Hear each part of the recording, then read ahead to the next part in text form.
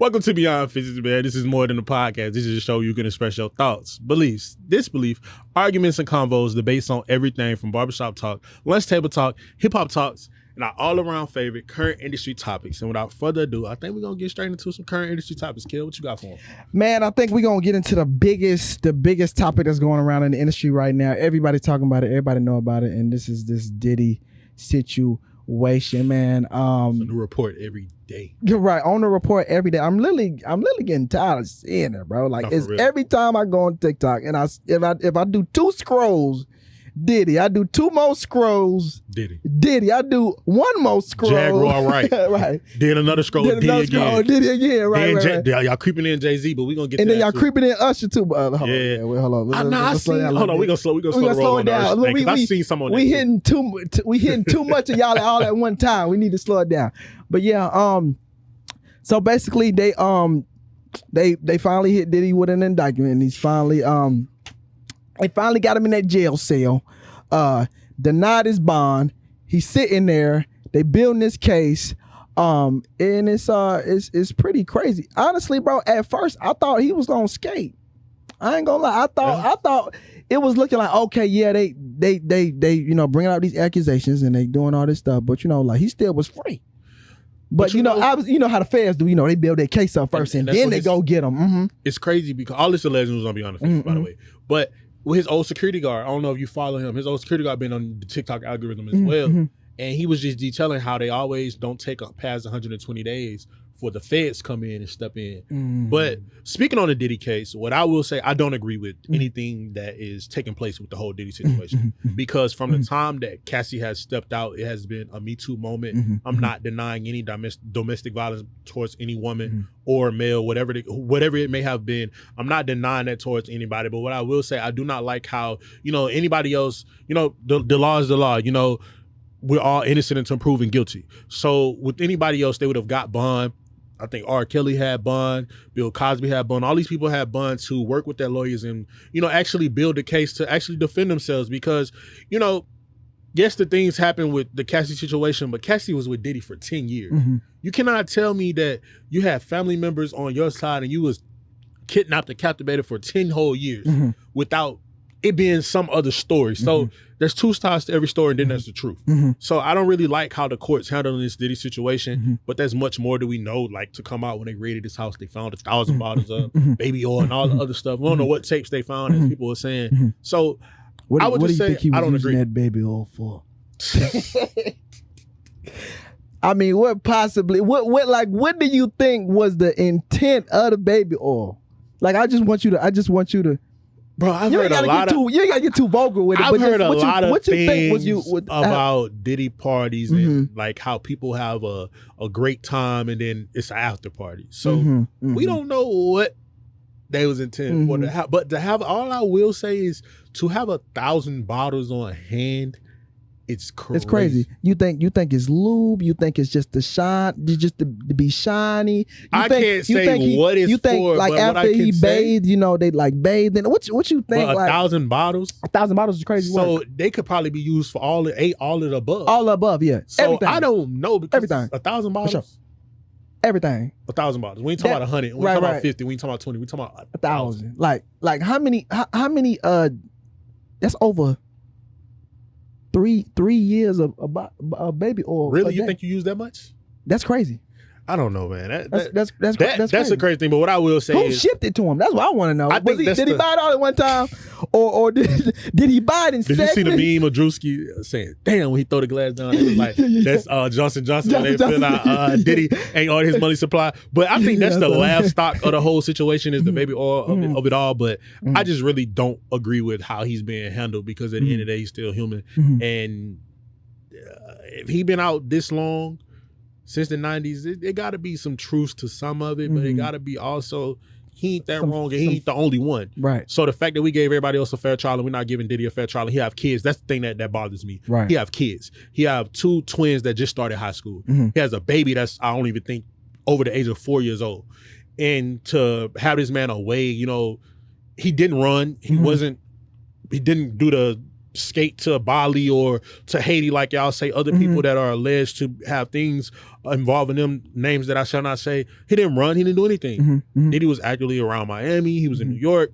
He was in the public. So I don't like the way he's being treated with that aspect of the trial. And not saying what Diddy doing is right at all, bro. But to have freak-offs, you got to have participants in the freak-offs. You can't freak off by yourself. I'm just saying that. I'm just going to put that out there. You cannot freak off with yourself. And why is it that everybody else left the first party, but you stayed? But you stayed for the after party. So it's just a lot that go on with that. And I think we just got to watch it play out. Like I said, again, I don't agree with how the courts handled it. And so, like, you want to be, like, famous, right? Like a celebrity, right? Or do you want to be like known? Do you want to be like known, right? Yeah. Right. So like, I do our report what I report. Right. So do you feel like you would ever be in a situation where somebody of power will come to you with something that you might not necessarily agree with, but you feel like, you probably don't feel like that in this moment, but do you feel like what's your thought process on that? Like, obviously you wouldn't want to do it, but a lot of people, you know, want to succeed in life. A lot of people want to, you know, make it to that next level. So how do you think you would approach that? It's like, I can already attest to that. I can attest to that with the situation that I was in already. I'm not gonna say I had to do anything strange or anything like that. But what I will say is people that want you to do certain things that, you know, I'm just not gonna do. I'm not gonna kiss your ass. And that's one thing to get to advance in the industry. You gotta kiss somebody's ass. You gotta be that grooming dog. You gotta be used and abused by them to elevate, to make it. When you know your worth, you just gotta stand in your worth. So regardless of it's weird things or it's just things simple of, you know, you standing up for yourself, you standing solid in what you believe in. I would just say I just stand firm in my beliefs and just know my worth. So I don't think I would ever, you know, put myself in a situation like that, but to spin the block on somebody that you brought up at the beginning of the show was Usher. And I think with the whole Usher situation, I was watching something earlier where he was stating how he went and stayed with Diddy when he was 13 in New York. And he was saying how he was in the clubs and partying and doing all of that. I think also you got to know how to have people around you that have the right intention, if that makes sense. Right. So that's simply that. The Diddy situation, I feel like it's multiple layers, and I feel like it's all coming out to play. Like it's a lot being said, like alleged that he had stuff to do with the Pac murder, like the Biggie murder. Like it's just a lot that goes in it, and everybody got an opinion, and it's not the facts. So I would just like to let the courts handle that, but I wish they would give him a fair trial, would let him be out on bond and do what he need to do with his lawyers, get his assets in order and everything in line, because he put up a lot. Did you see the bond proposals that he did, the two? No, I didn't see that. He pretty much sold his Miami mansion so that he can have the money for collateral to put up for the bond. He was offering like $50 million for the bond. He surrendered, all his kids surrendered their passports, including his, even his mom. So he's letting you know that he's not going to try to flee or take his family. They surrendered their passports. All kind of crazy things. You just got to read the docs. Like the files are crazy. And then another thing that when it comes to the Diddy thing that I say everybody having a Me Too moment with the whole Kim Porter situation. Now somebody that's not even attached to the family or is not even an inside source has released a book with these so-called telling stories that ain't even the book that Kim had before she was supposed to put out before she passed. Right. So it's just weird. It's weird, man. Yeah. It's weird. It's weird to see how they do people in the industry when one year we're holding them up here, then the next year they gum on the bottom house. Right. And then everybody want to come out, oh, well, he did this to me. He did this to me. That's the thing that like I never like. I'll never get. You know what I'm saying? Because like, why didn't you say it when he did it? Right.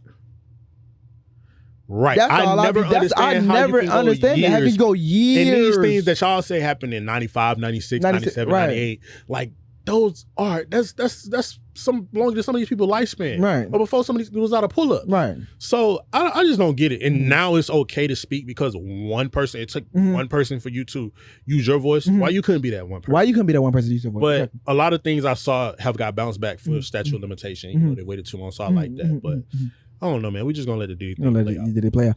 Yeah, man. Moving on to our next trending topic of the evening, bro. We're gonna get into one of my favorite comedians on the internet. He actually got voted for like he's like the funniest guy on the internet. He's number one. He's not the funniest guy to me. He's one of my favorites, but he's not the funniest guy on the internet. And but he's what Complex wants to call the funniest guy on the internet. But he recently got exposed for allegedly paying Ruby Rose to be his girlfriend on the internet. Now, I never thought the relationship was real anyways, because I mean, everybody say, Ruby Rose is a pass around or whatever the industry, but it's like at some point you got to be like, yeah, she's definitely with him for the money. It's not for the look. It's not for because she like him, even though he's funny. It's like you can just tell she's not that type of chick, like to be liking dudes just because they funny. Like, so. Like, what do you think of? And so, what do you think about, like, what I'm saying, that whole when it comes to the Druski and Ruby Rose situation? I think it was hilarious because funny, very funny. Just everything about them it seemed like it was intentional. Yeah, everything they would do, the posting, the being seen, like all of that, and then the whole relationship just came out of nowhere. But what I will say is, that's not the first and that's not the last person that do that. It's a lot of people that's out here playing for pussy and just paying to have an image. There's people that's paying for men. So it's women that's paying for men, it's men that's paying for women. So I don't think it's gonna be the first and I don't think it's gonna be the last. But Druski, all the clout chasing he do, can I say, are you really surprised? Because everything that I feel like Druski do is always for like a like or a comment or a laugh. So I'm not even surprised in a way. For sure. Like he's a when it comes to clout chasing, he's very intentional on what he's trying to do. So like it's like it didn't surprise me at all. Like I said, it did not shock me. Somebody said I was shocked. Have you ever paid for love? Never paid for pussy outright. Like, you gonna give me some coochie? Here goes some money. Or you gonna let me take you out on a date? Okay, here goes some money. Now, have I paid for dates? Obviously. Have I be like, you know what? Hey, I like you. I rock you. You know what I'm saying? Can I take you out? You know what I'm saying? Just like anybody else. But it's never been like I'll pay you to be with me, and I'll pay you to go on the date. Not pay for the date. Pay you to go on a date is crazy work. You know what I'm saying? Like I've never done that. Now, what I will say is, men that aren't of a certain level of attractiveness, I don't mind them paying for the women that they want. I don't mind, or the women that's not of, they just don't, look the best. I don't think nothing wrong with paying for, you know what I'm saying, like paying for to get something. I don't see nothing wrong with that. You see something wrong with that? If it's just that, do you see a problem with that? Because like without the money, you can't get it because you don't got the looks, and you might not have the status all the way. So you get your prostitute.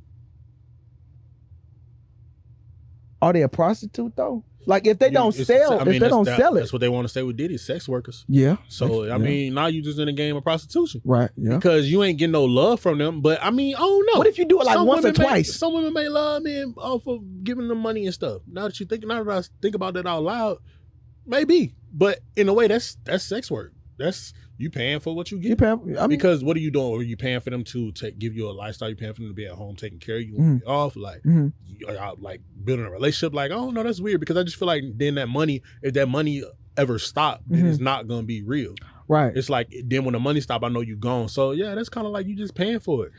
And I feel like in most like cases and circumstances, men already feel like they paying for it anyway. Like as far as men, they already feel like, well, she lived with me, paying all the bills. I'm buying all the groceries. Doing this, I'm doing that, paying for this. I'm basically paying for it anyways, because I would be doing this by myself anyways. I would be paying the rent by myself anyways. But I got this person, like, I feel like that's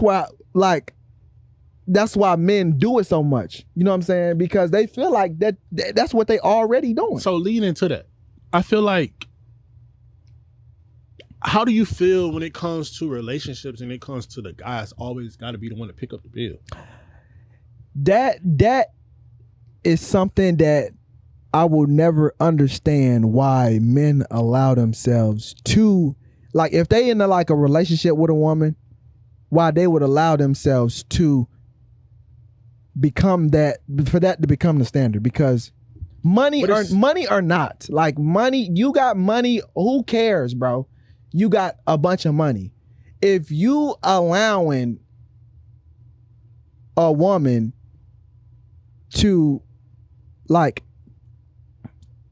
expect that my man is gonna pay for the bill every time, and the problem is with him not paying for the bill, the problem is the women giving no effort to even try to, or not even contributing anything, or not contributing anything. Like, yeah, it goes deeper than that. Like, let's say, like, okay, because if she cook, clean, do all that other stuff, that's cool. You know what I mean? It's cool, that might be the relationship y'all got. It's cool, but still, it's like a lot of people use it as like, a lot of people see what they think you have on the outside, and they want to abuse and use that. Yeah. But it's like, I know in situations that I can speak about, I know niggas that hoes used to fuck with that and fuck with me. And I know they weren't doing the half of what I was doing. But if you get over here with me, why do you expect me to be buying you, spending you, shopping you, tripping you, doing all of this, but you didn't expect that from your past? So why is it that you get over here and I'm supposed to just do these things and you're not supposed to do anything in return? You're not supposed to do anything to benefit me. You're not doing nothing. Yeah. It's like, it's not an even trade. I feel like it has to be an even trade, and I'm gonna always feel like that. Some people might say, you the man, you supposed to go out and do that. But we're not in 1970. Yeah. I have things that I have to take care of just as well as the other party's gonna have things they have to take care of. So it should be a medium where we can meet in the middle. So what do you, if a woman, if a woman doesn't give monetary value, what do you deem an even trade? What do you deem that to be if she's not giving money? An even trade in this time where we're not living together, so we're not talking about splitting risks. We're just being realistic in the age that we're in. If we're dating, honestly, I just feel like it should be a night where the night never ends. And I'm just keeping it a stack. It should be a night where we may go to Ruth and I might pay a $200-$300 dinner. But if we go into one spot and get some drinks, you go ahead and get them 3 rounds of drinks. And not do the same when we leave here. I'm talking about don't include money. If she doesn't include money, so I don't think that way, because you don't think that it's never could, okay. This is not the 70s. You're not gonna be at home. You're not gonna be at home a kept woman. You're gonna go out and you're gonna work too. You're gonna contribute something, because that's draining to one's party pocket. Then that's gonna always create arguments. That's gonna always create problems, because if I'm having a week where I'm off, a off week where I don't have bread, or I'm waiting, I didn't pay for the mortgage or to pay for the rent or the car note and to pay my insurance, but I'm still expected to take you out 3-4 times a week. But what have you done? Why can't you spend anything? So I don't look at it like that. So I can't even speak to that, because that's just not me. We're gonna have an even trade, and if you don't like it, it's the highway, because there's a million other fish in the sea. And I've met people that have been cool with that. I met women that, well, one, I ain't even gonna lie to y'all, have done that for me. Like, she literally would always try to take care of everything. I didn't want her to, but she would try. So I know that there's people out there that don't look at monetary reasons, or that's not thirsty for the bread. It's people that's thirsty for the bread, or for one, they don't, not just not 10, they don't have it them damn selves. But secondly, they're thirsty. They want to keep up with this facade lifestyle that we got into with media, when it's the whole, like I always say, the city girl mentality at one point, how it was getting flued out, fly me out, do this, that, and the third. So I just don't look at it that way. For sure. Fault me for being a new age nigga, but that's just me. I don't look at it that way. Right. Yeah, that's yeah, I don't see nothing wrong with that, because that's how I look at it too. So, before we go, man, I just want to touch on one thing that, happened in the hip hop industry. I think one state in particular, but I can't say that because he was a superstar. But I can say one city in particular in the state took it hard, because that was like a legend in our streets. Most people in other states, it seemed like after he passed, we realized that he was a legend, or they started to appreciate. Or no, I'm gonna say we realized, but I noticed that other states appreciate him as a legend as well. But Rich Homie Quan, unfortunately, passed away. Rest in peace, Rich Homie Quan. Atlanta took a real hit, a major hit. That Quan and Thug era was the highlight of a lot of the music today. That's where the Trippie Reds, that's where the Famous Dex, that's where the Rich the Kids, that's where all of these people came from that era and that sound. Do you remember how old we was when the Rich Homie and the Thug? Oh my God. Rich Gang. Like life was we were so young. Life was so free then. Like, oh my goodness. Like I could see it. Like I literally could see like Rich Gang lifestyle. You know what I'm saying? Rich Homie crying. Thugger just back to back just hit. Movement. Man, that was a movement, man. That was crazy. But like just with that, I think one thing that he said in one of his last interviews was, let's not wait till people die to play their music. He did say that. And he was like, that people die and then they go number one. And that's the one thing that we did. But I think he was happy to see that. But what I don't understand is all the drama that came out after the fact. You know, with the day Quan passed, his 911 call was out. I didn't like that. I see that it's drama with Rollo, not Rollo Rodriguez, because the other Rollo don't even make music. I don't even know why we consider him a rapper. But Rollo was on live at the funeral. I seen the family members had a problem with that. Oh, he do make music. But then he'd make music, but he hadn't put nothing out since he'd been out of jail. Nothing that has charted or trend. Oh yeah, no. It's always drama when he in the media these days. It is. So he's a rapper. I will give him that, but he ain't put nothing since he's been out of jail. Yeah. But you know, it's been a lot of drama with that, and then a lot of people had comments to say about the funeral. The funeral was on live TV.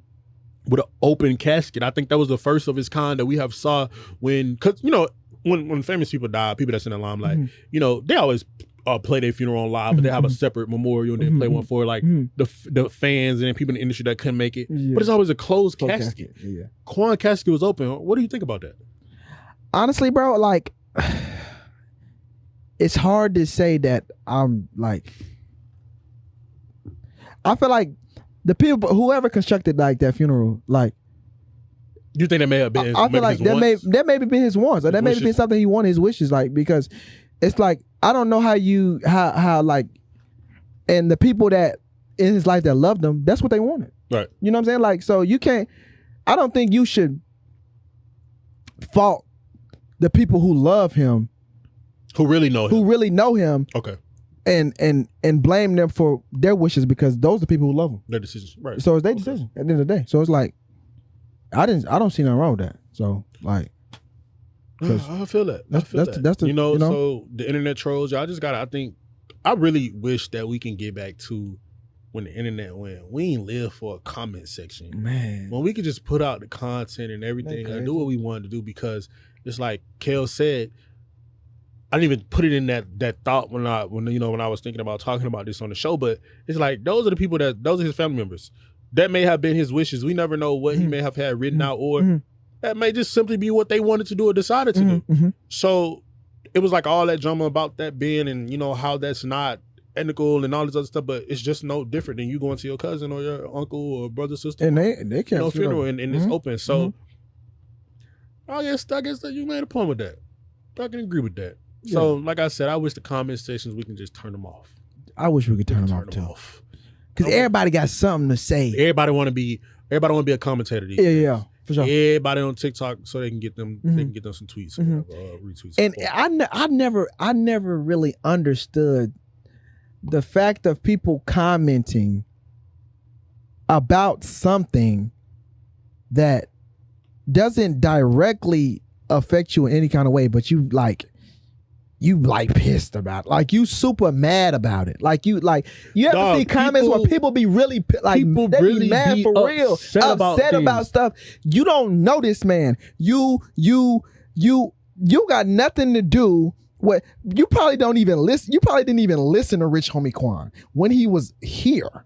But you got something to say about how his loved ones and his family wanted to conduct his funeral. And not even just with him. Like this is we dedicate this to Quan, like RIP. And I wish we can play some Quan music, but copyright reasons. But not even just him. Like it's like people really be on TikTok that are not in this field. Do you know if I wasn't in the field of radio, I wasn't in film, I wouldn't be reporting on this shit. I wouldn't care. I wouldn't care. I swear. But because it's the field that I'm in, that's what I do. But it be really people that have nothing to do, are not in the media field at all, stating opinions and talking about things that aren't even true, reporting it inaccurately. So I just want to say too, I've said this before and I'm gonna say it again. Can we stay in our lanes of what we're destined to do? Like, please. I get that it's lucrative. I get that this is the avenue where you can get some clout, you can get some fame, but everybody trying to be in the media field and be a commentator these days is kind of getting old. And it's kind of like we taking the enjoyment out of social media. We can't even get on Twitter these days and laugh how we used to laugh in 2014, 2015 and just be dying laughing, rolling on the floor because now everybody's so political or they're in the comments mad that you said this or you put up this meme or they're your favorite artist. Social media is like dying. Like it's dying, but it's taking off at the same time. And I just want to say, like, can we stay in our lanes? That's it. That's it. That's it. That's it. You ain't gotta say nothing else out there. Just stay in your lane. That's it. You want to close out the show since I started? I close out the show, man. I don't know how to do it like tell the rest of the Go ahead. I'm gonna try it though. Okay. So this has been another great episode with your boy Kel and Gotti. Yes, sir. Tell a mama, tell a sister, tell a brother, tell a uncle, tell a stepdaddy, step uncle, step cousin, a step auntie, a two-step. Tune into you boys each and every Monday, 8 p.m. Might be Tuesday. You know what I'm saying? Depends on the day. Depends on which way the wind blow. You feel me? But just know your boys gonna get that pod out to you. Yes, right? This has been another great show, man. And we appreciate y'all for watching, your boys. And we out.